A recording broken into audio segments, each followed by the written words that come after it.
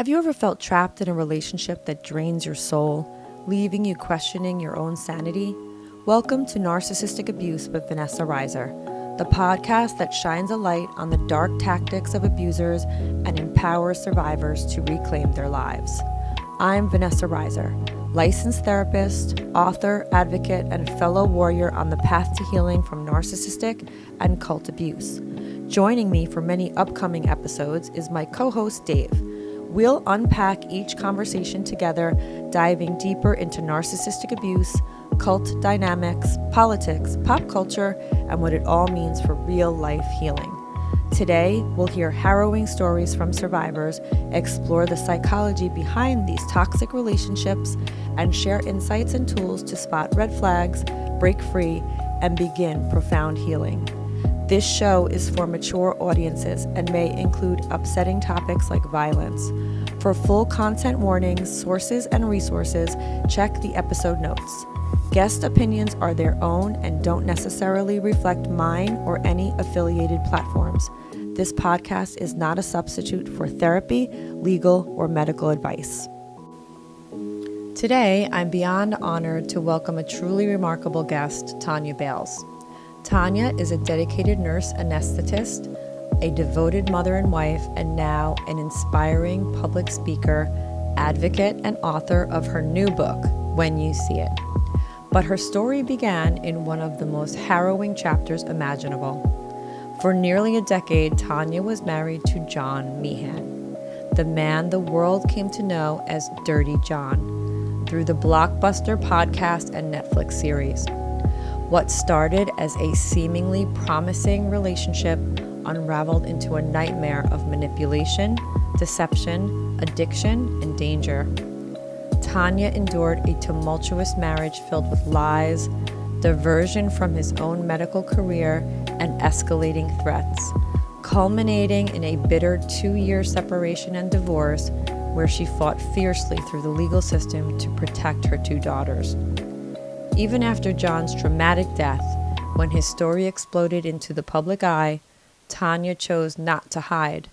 Instead, she stepped forward, navigating intense media scrutiny, sharing her truth in podcasts, articles, and now her powerful new book, When You See It, How I Outsmarted and Outlasted Dirty John.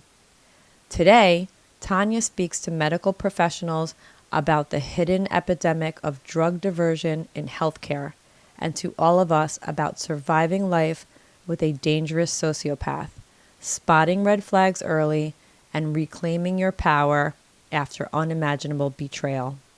Tonia's journey is a masterclass in survival, advocacy, and turning pain into purpose. Okay, let's begin. Hi, Tonia. Welcome to the show. How are you? I'm good, Vanessa. I'm great. It's so good to see you.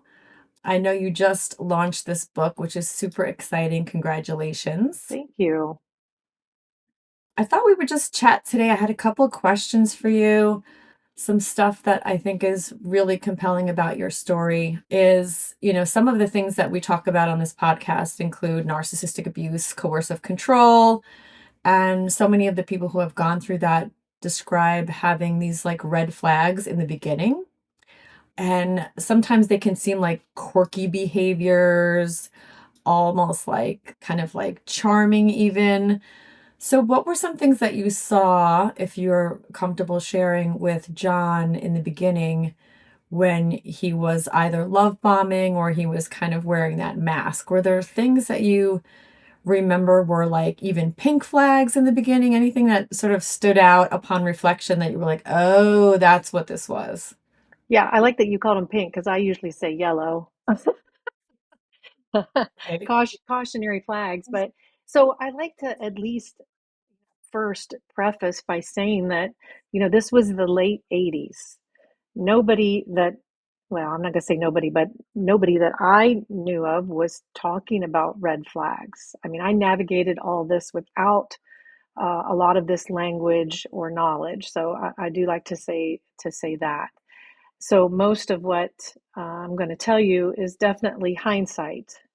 I definitely maybe had some things that made me take pause, but but I also was up against someone who was calculated in meeting me, calculated in choosing me. And I was just a, Midwest Catholic girl, minding my own business and not even really looking for love at that time. But I happened to meet John on a night that I was out with friends and coworkers, and things from our first meeting that I can see now are the love bombing, his impassioned interest in me, his asking a lot of questions about me, which that feels good, right? I had some new confidence because I never felt really attractive or pretty, growing up, and I had become a nurse, and I got a nose job, honestly, because that really bothered me. And I had some new confidence, and so now here's someone who's paying attention to me, who's very interested in me, and, it felt good that he was interested in me.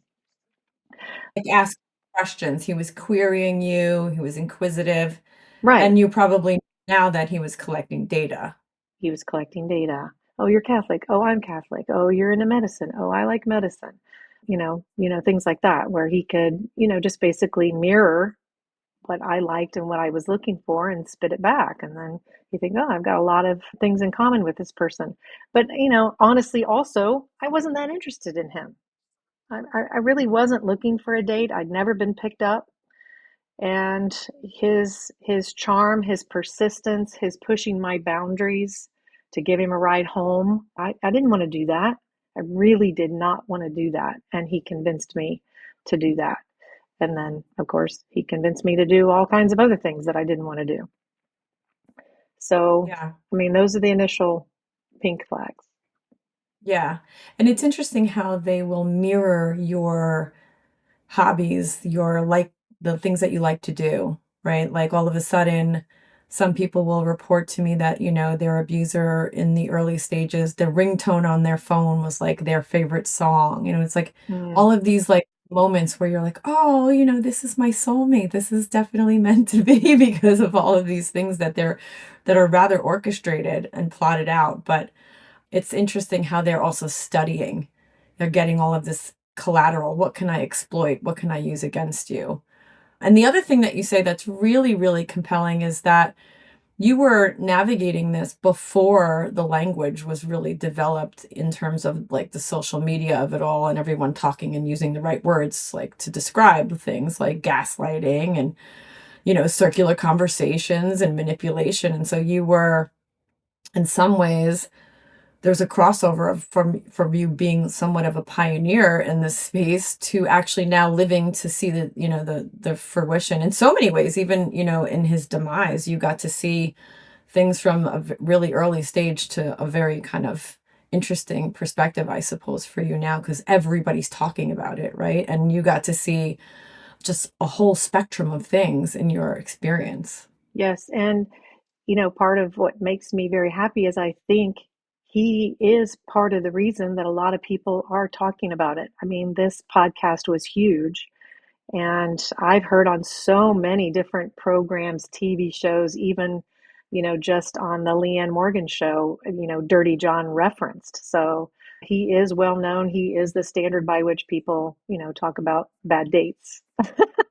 You're right. Yeah. That's right. There were probably so many people watching those series and talking about the parallels that they had known Hmm. in either a relationship they were in or a family member or a boss or something sort of clicked where it was like, oh wow, I'm not alone, Right. this is going on. That's really true. I know there are so many of them now on Netflix and stuff where we talk about the Tinder swindler and, all of these characters like Sarma had, in her abuser and Bad Vegan, but they tend to have this playbook, right? So the same exact thing is going on. But you're right. I mean, that probably was a jump off for so many people to sort of develop an understanding of what this was.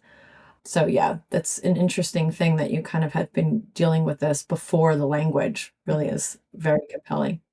What do you think about John having passive aggressive or snarky behaviors? Was he ever sarcastic? I know, like, in listening to some of the ways that he was engaging with you in some of those communications that had, come out, he did sort of have like a smart assery to his communication, at least at one point it sounded like. Was he ever passive aggressive or like snarky? I mean, I feel like not necessarily with me, but I noticed those behaviors with other people.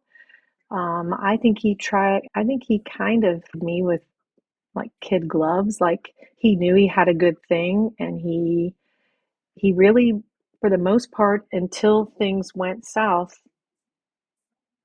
in front of me, he was very good to me, very kind to me.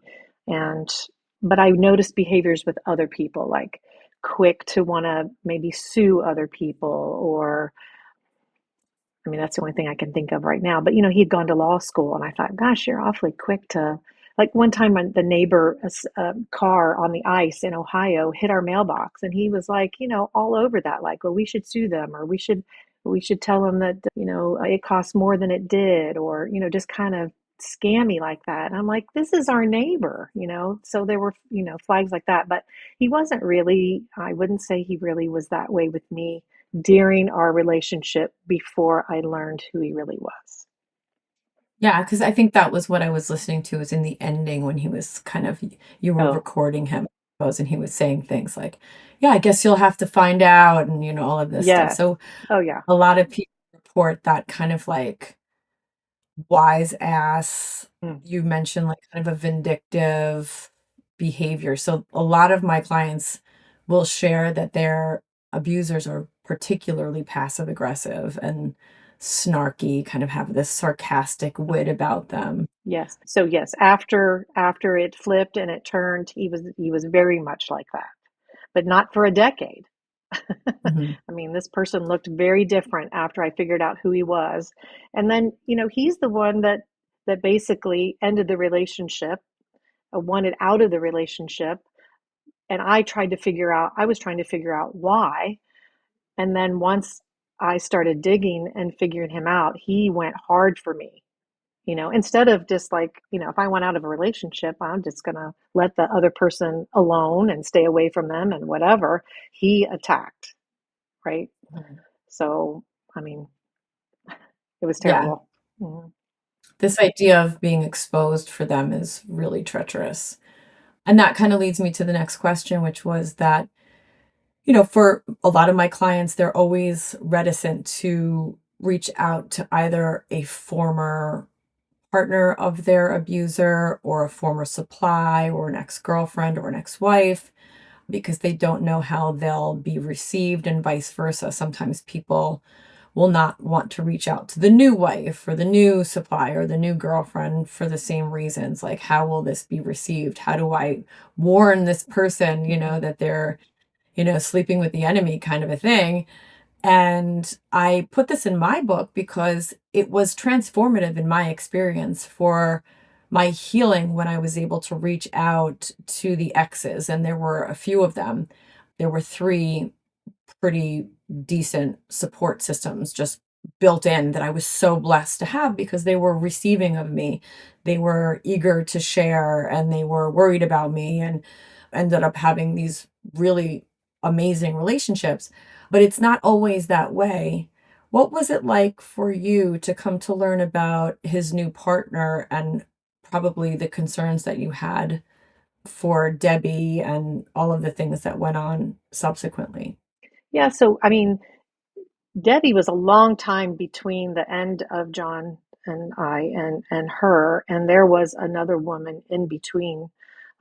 Actually, the woman that he left me for, and I did speak with her, and I did warn her, and she was pregnant at the time, and of course that infuriated John and made his behavior towards me so much worse. And I had called his mother. So he was furious about that. That was something I was, you know, basically, I'm going to say forbidden. That's a strong word, but he warned me that she wasn't a good person. So talking to people behind his back or in his life made him very angry, made my life basically worse.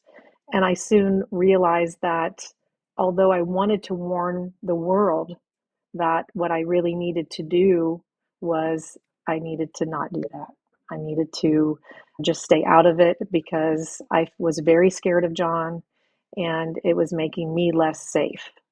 So I stayed out of it. I knew that John had married Deborah, and I just had to, trust that they would figure it out and hopefully stay safe. And a lot of over the years, many women, would figure him out. They would maybe Google him because by then now you can Google him, and they would find the detective in Ohio, and then they had access to talk to him. So that kept me out of it, and he would warn them. And then he would call me and say he's at it again, or there's another one, or whatever. So I kind of always knew what was going on, but I was not going to follow him around the country. I just wanted him to go away. And he had gone away as far as seeing the children. And so I just knew I couldn't poke this snake. And I just wanted him out of my life. Yeah. You make a really good point, which is not just that, the new partners or ex-partners won't receive you, but that you'll feel the wrath Mhm. because they'll come after you. And again, right back to this idea that they do not want to be exposed. They do not want to be found out. They're kind of living in this fantasy world. And any fracturing of that is just an absolute, you know, they'll have a meltdown. There's no way you can fracture the fantasy. They're living like some kind of a story. Was that the case? Did you feel like he was living in kind of like a fantasy world? Honestly, in those years when we first split and such, I really didn't know what was going on. I was diagnosing him myself, like, just in speaking with other people, but not necessarily professionals, like antisocial personality disorder is all I really could come up with, at the time. And, his brain is so different than my brain that I didn't know what he was doing or why he was doing it or what his end game was because my brain doesn't think like that. Yeah. I think that's such a good point too. I think the first line in my book was when I develop like rapport with my clients, and they're all pretty much suffering, at the hands of these abusive characters, that they have to understand that the brain works differently in these people. And it's really hard for people to understand that at first. It's like, but, why can't you just do this? And they try to apply logic to this Hmm. kind of a logical brain, and they struggle to get past that barrier. And I think once they get over that, oh, okay, so this brain is working differently, almost like if you were going to just to oversimplify, like a schizophrenic or somebody who has some other, sort of broken or corrupt brain, that's how they think. And it's rather rigid and pathological. So they don't shift away from that. So they, you spend all these years trying to fix it, fix it, fix it, or so many people do. And it never works out that way at Yeah. all. I mean, it was clear to me that John didn't have a conscience, that he didn't care about anyone but himself. He put himself in front of anyone and everyone, including his children. And I came to learn that he didn't care about any consequences of his behavior, and that if someone found out about him, and he would torture you, but he would also just pivot. I think he thought it was fun, you know and he would just pivot to something else, where most of us aren't like that. If we do something wrong, and we fret about it, we worry about it, we try to make it right. Wasn't dealing with someone like that. He doesn't care, and he doesn't have a long game. He just pivots to the next thing, and that's how he lived decades of his life. Yeah. Did you ever, you mentioned the antisocial personality. Did you ever come to learn about his behavior as a child? Was he ever harming animals, lighting fires, any of the sort of oppositional, defiant disorder behaviors? No, what his family basically said was that he was a loving, good little kid. Matter of fact, his mom said, I like to remember him as a child. That there seemed to be some sort of shift during the parents' divorce about that time, and I think John would have been about 14 at that time. I was told by multiple family members that the dad, who was abusive and had bad behavior and conning and schemes and stuff, actually was cheating on the mom. She eventually had enough and she left. And then the children were sat down by the father and said, she's leaving because of all of you. And So I think John blamed his mom for the breakup of the family when really it wasn't the mom. I mean, maybe she made the final decision, but it really was the dad's behavior that caused the breakup of the family.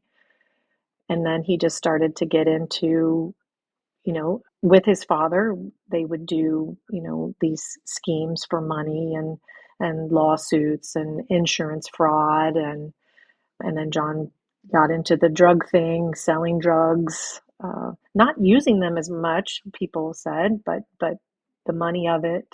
He even, his friend at the time, they became gigolos for old women, uh, for money. That was a story that the friend said. So I just was a process that occurred, around 14. And I think, based on things that I know I've seen and letters that he wrote to his mom, he despised his mother. He didn't really like his father either, but he really despised his mother. And me calling his mother really just set him over the top. Mhm. That's interesting. And then whenever, because I've spoken to Deborah and Hmm. Tara over the years for a variety of different reasons, whether it was for my own validation or just support or for other reasons. And I remember asking Deborah, I didn't ask Tara this because, and for those listening, Deborah was also married to John and Tara's her daughter. I asked her this question and she was very candid with me because a lot of my clients ask me or tell me, I wish my abuser would die. I wish my abuser would die. I just wish he would disappear. And Hmm. it sounds terrible to hear that unless you go through this, you really don't understand what it feels like to be a prisoner or co-parenting with a psychopath. It's very, very hard because the world doesn't see it and the judicial system certainly doesn't support victims. And I remember asking her, what is it like that he's not here? And she said it was great. She said very candidly it was great because she knew that he would have tortured her Hmm. from prison if he had gone to prison. And I really appreciated her answer. It wasn't this thing, God forgive me, I shouldn't think this way, and let me throw myself on the sword. Yeah. She was very honest about the fact that, he was no longer here to torture anyone. And imagine being this person whose daughter ended up, unaliving him Hmm. in self-defense and the trauma that comes with that and probably the guilt that she has from bringing this person around her daughter who then is subsequently traumatized, saying, I'm very freely, I'm glad he's not here. What was it like for you to find out he wasn't here? Well, I describe it as, well, the way I found out was I got an email from his sister, and I was actually at work and my phone kind of dinged or whatever, and I glanced over and the notification said John was killed, and my body started to tremble.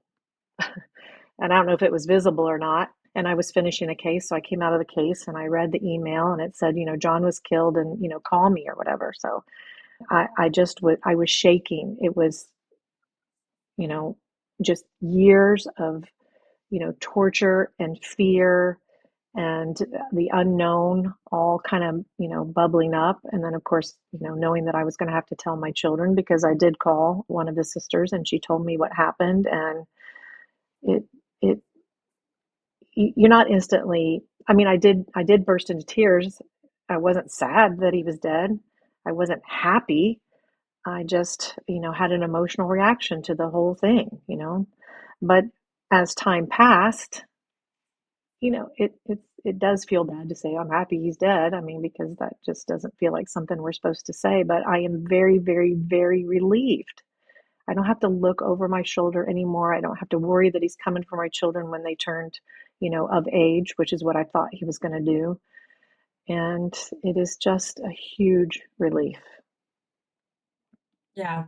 Thank you for, I know people listening will feel that and understand what you're saying in the most unjudgmental way because of this idea that they fantasize about having that freedom, right? And it's just a terrible thing that they feel and think and say and worry Mhm. about. But I think it's validating for them to know that they're not crazy in having that kind of idea. And so thank you for saying that. I really think that that's very liberating for people because you are right. It's not like we want these things to happen. People are not, eager to see people pass away, certainly in violent ways, etc., or any of the ways, but it really is validating. So many of my clients are, hoping that they would have that freedom, that that moment would come where they have that relief, as you call it.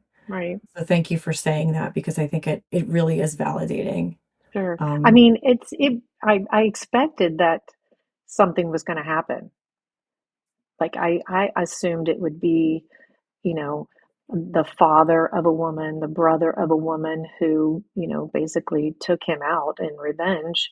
I didn't expect it was going to be, a 5 foot tall little blonde girl. It's kind of in poetic justice. Um, but I didn't expect that John would live a long time. I thought he would overdose or that somebody would kill him. So that part wasn't surprising. And yeah, I mean, all I can say is just relief. And of course, it's not going to happen for most women, unfortunately.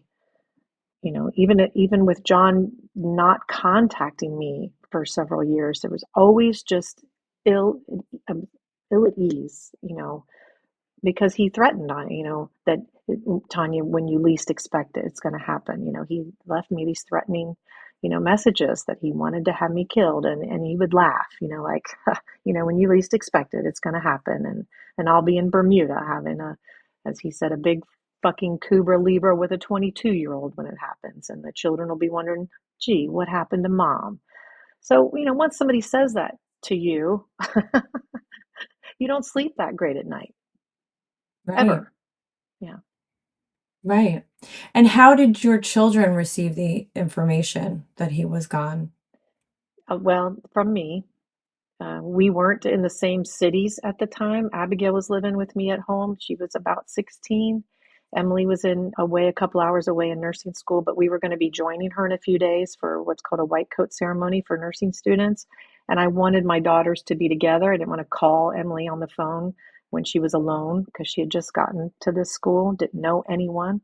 So I waited. I waited till after her big day was over and I sat them down and I told them. They had very different reactions because their experience with him was very different. They're almost 5 years apart. They're 4.25 years apart.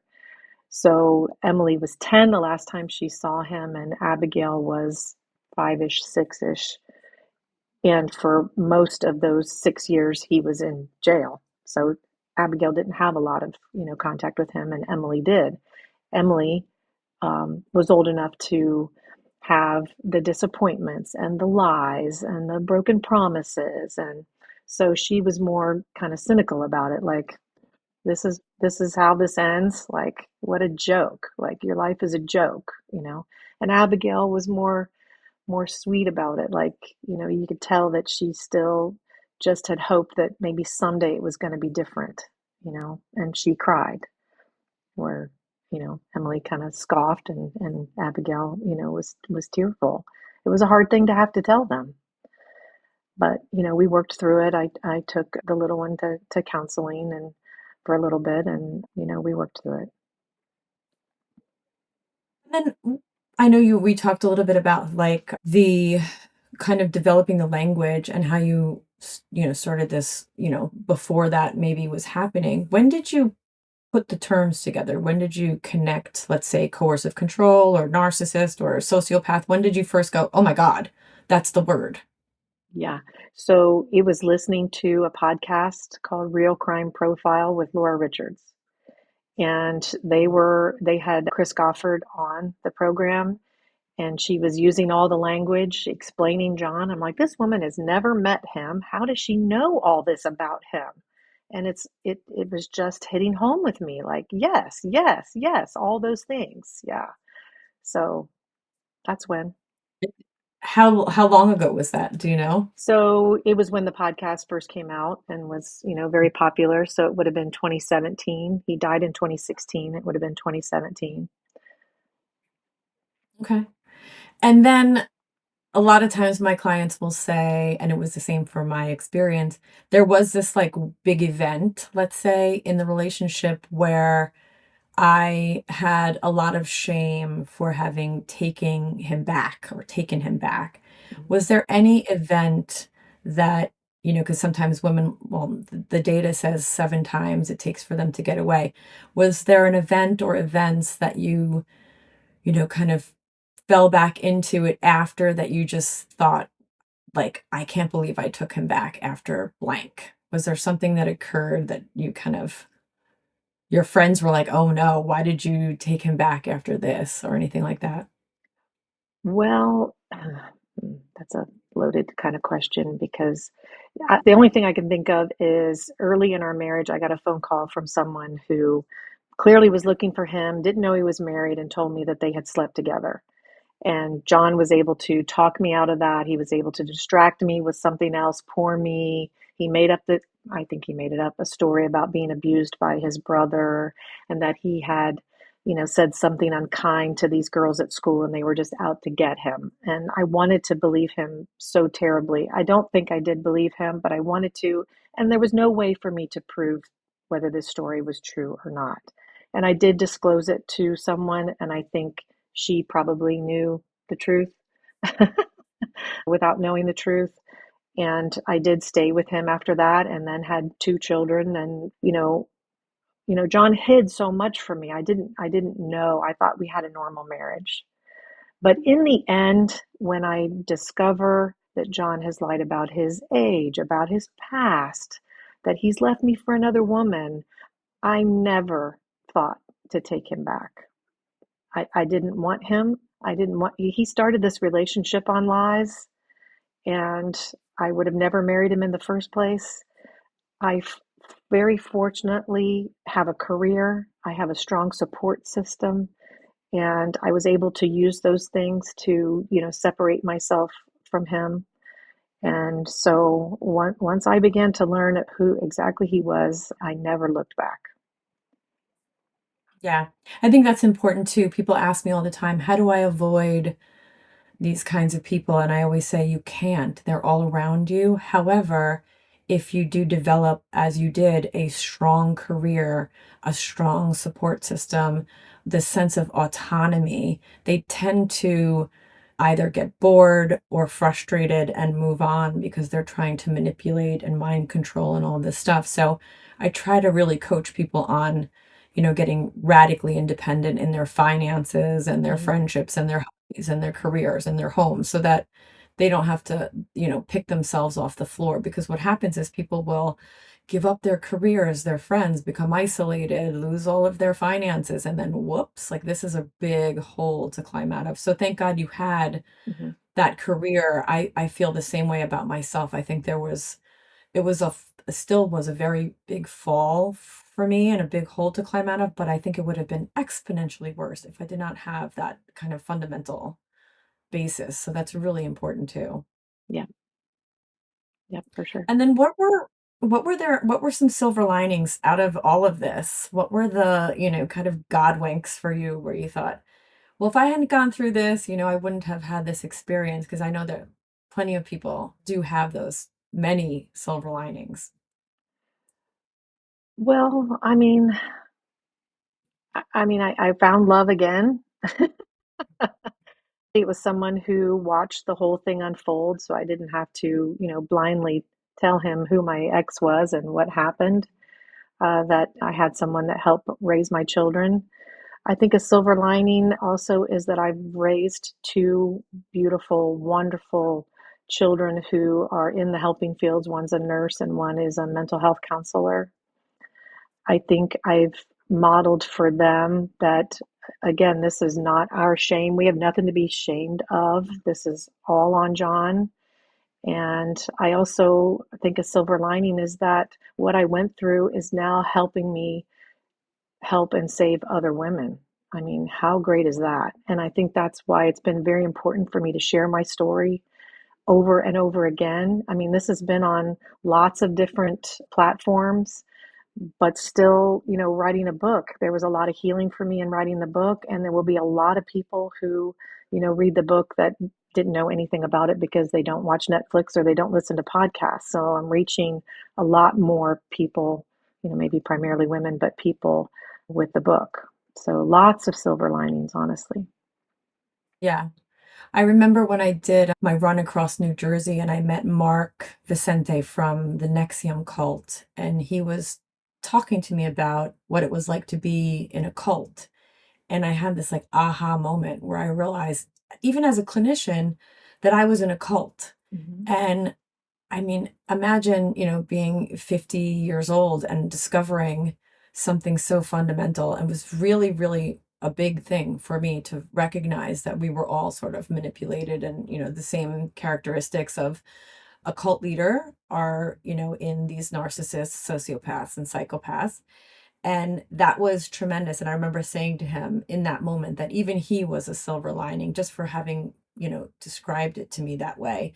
And I have bumped into so many people and shared so many of their gifts with my clients, to your point, and tried to like really make a change. And it is important because I had no idea. I went to USC, one of the greatest institutions in all of the land, and studied social policy and became a therapist. And I learned about this on TikTok.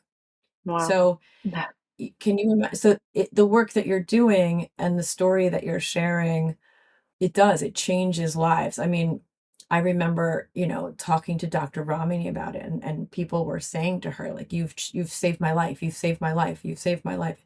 And she feels very humble about it. And I said, no, no, you did, you do. And that's Mhm. what you do.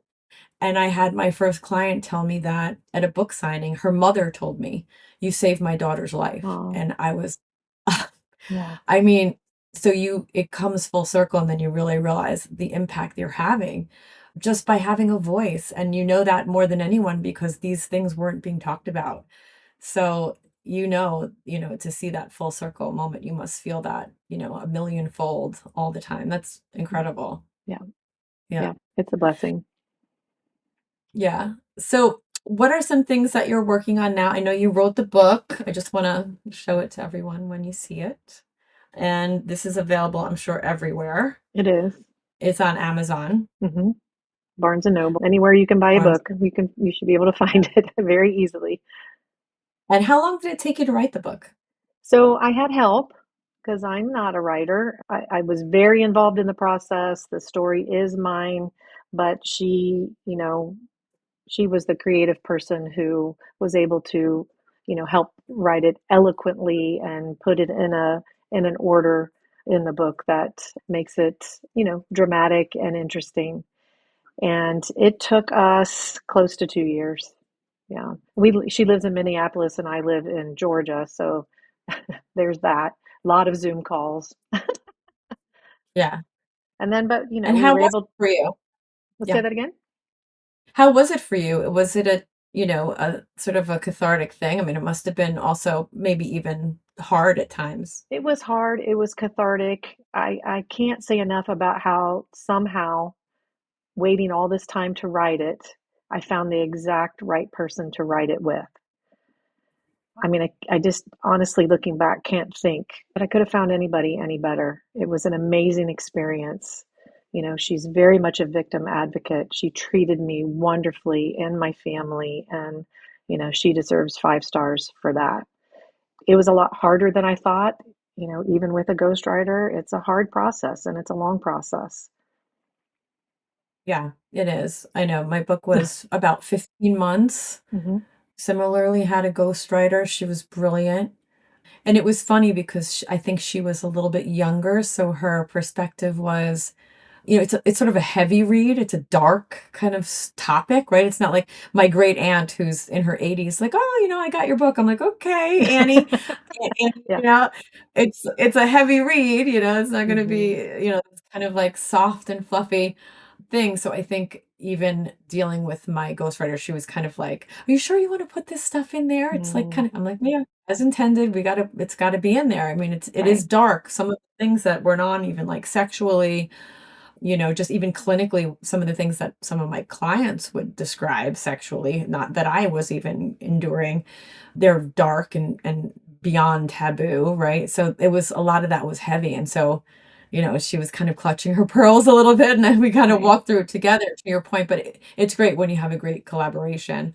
And then there's the healing piece that comes from having completed this and walked through that journey. I'm sure that was probably really emotional for you to finish and complete the book. Yes, yes, it definitely was. Yeah. Well, I mean, I, I just,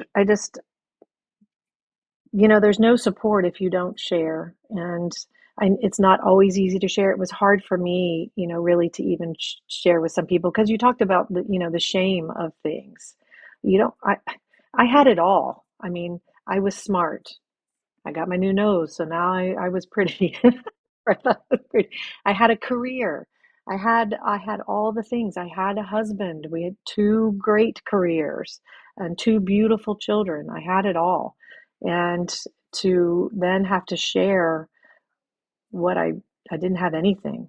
I didn't have anything, was hard, but I also found not a lot of judgment. I found a lot of support, and that's really what got me through it, support with my family, support with my work in my community. And so I just encourage women to take that step to tell someone you trust and to get this to get it going because you're going to need to get out of this, one way or the other. And you need to figure out how to do that safely.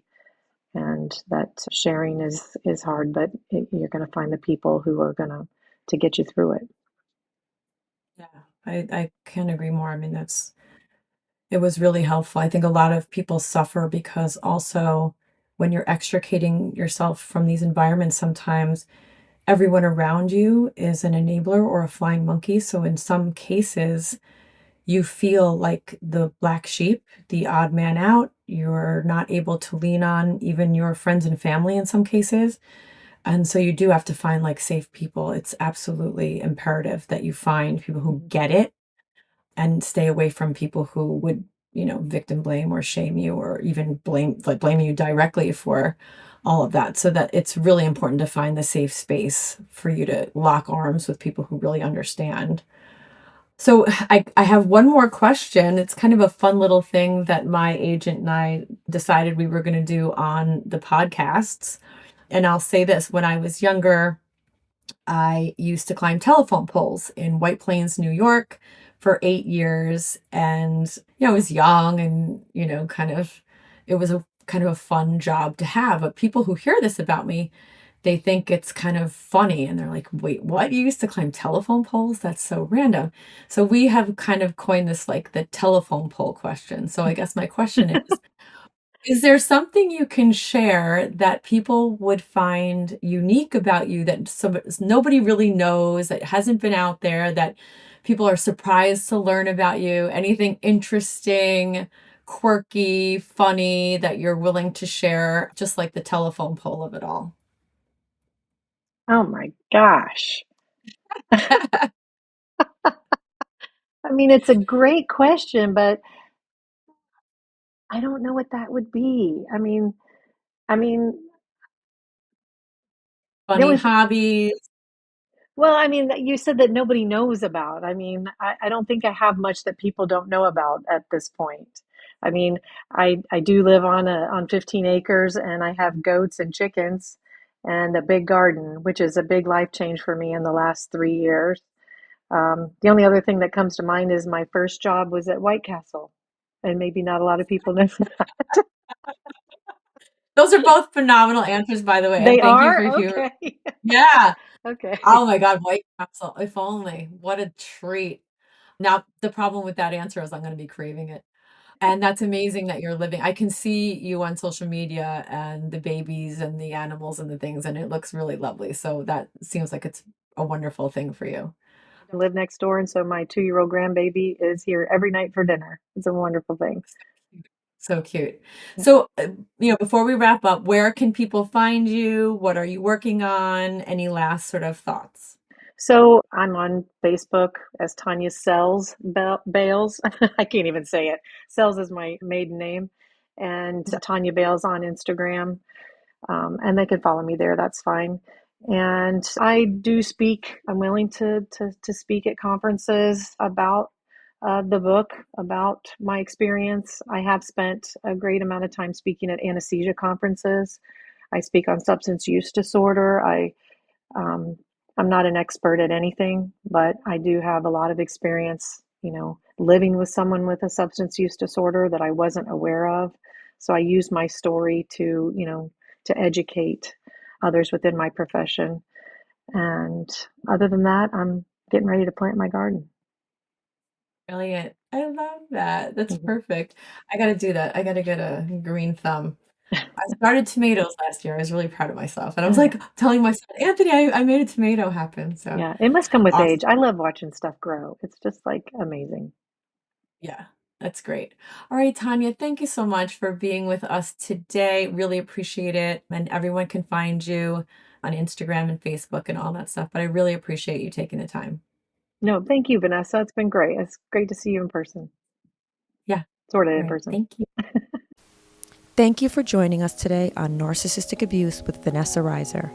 If this episode resonated with you, or if you recognize any of these patterns in your own life or someone you care about, know that you are not alone and healing is possible. If you found value in this conversation, please take a moment to like, subscribe, and leave a review. It helps us reach more survivors who need to hear these messages. For exclusive bonus content, deeper discussions with Dave and me, and ways to support the show, join us on Patreon or follow along on Instagram at Vanessa Reiser LCSW.